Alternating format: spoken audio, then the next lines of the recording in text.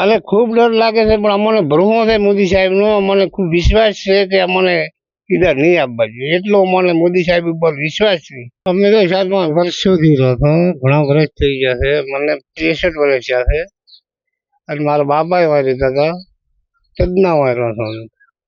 પણ 1971 ધમાલ છે ને તારી મેં વાય હતા, પણ વાયથી મને ઉપાડી લીધા હતા. એટલે હાલ અમે મોદી સાહેબને આશરે બેઠા છો, અને મોદી સાહેબનો ખૂબ આભાર છે અમારે.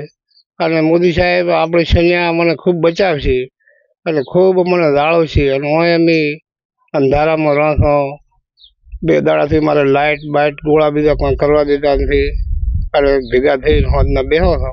છેલ્લો ગામ છે અમારું, પાકિસ્તાન હા બોર્ડર ઉપર જ છે, લાપુડિયા પરો મારું ગામ છે.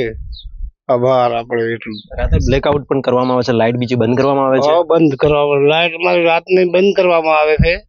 રાતનો સોલાર પલંગ છે અમારી જોડે, પણ એ પણ બંધ કરી નાખે છે. અને અમારી ઘરે કોઈ બત્તી અમે ગોળા બીજા કરો છો, દીવા કરો કેરોસીનના, એ પણ બંધ કરી નાખો છો. કેટલા પરિવાર અહીંયા રહે છે કાકા? 40 ઘર, 40-45 ઘર છે અમારા લાપુડિયા પરામાં. અને ઓય અમે બચાવટ કરીને બેઠા છો. બિન ખેડૂત છો, હા મજૂરિયા છો, પણ મજૂરી કરીને પેટ ભરો છો. આ સોલાર લાવ્યો છે તો એમાં વળી અમારું ગુજરાન હેડ્યું જાય છે, એટલે અમારે ગમે બીજી ખાતે નથી. બનાસકાંઠાનું છેલ્લું ગામ છે, અહીંયાથી પેલી બાજુ પાકિસ્તાન ચાલુ થાય, ડર લાગે છે?